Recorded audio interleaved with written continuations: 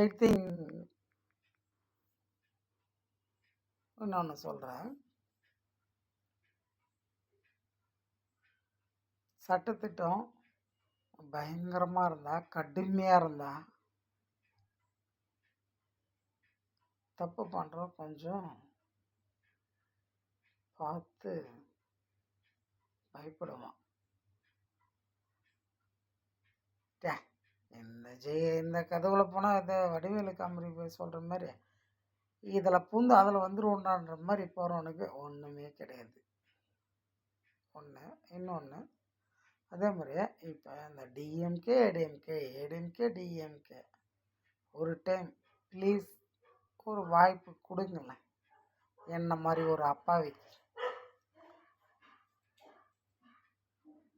விஜய் வந்து நிறுத்துறது நான் தான், நான் நிறுத்தல. Sorry, I'm so sorry.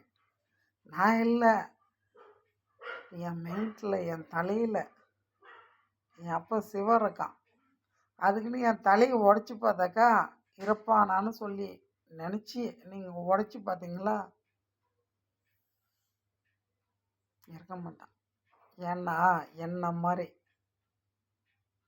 ஞானக்கண்ணா பூனைக்கண்ணு ஞானிகள் அந்த மாதிரி உள்ளவங்களுக்கு மட்டும்தான் தெரிவாங்க. அந்த மாதிரி உள்ளவங்க நிறைய பேர் இருந்தாங்க, இறந்துட்டாங்க. இப்போ ஒரு சிலர் இருக்காங்க.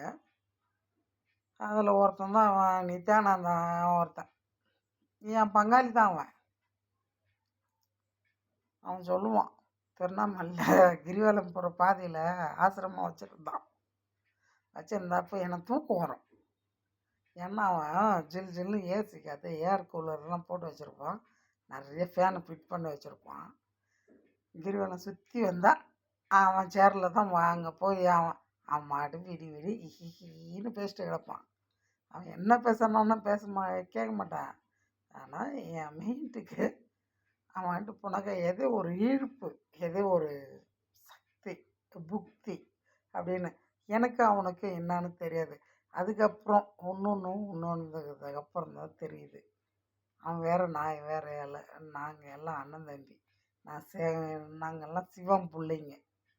வேறு எவனுக்கும் பயப்பட மாட்டோம். சரிங்களா? இப்போ கைலாசான்னு ஒரு நாட்டை போய் செட்டில் ஆகிட்டான். அவனும் மண்ணில் தான் இருக்கான். மண்ணுக்குள்ளாரே இல்லை, ஆகாயத்துக்கு மேலே இல்லை. அவனை எவனா போய் எதனா பிடுங்க முடிஞ்சுதா?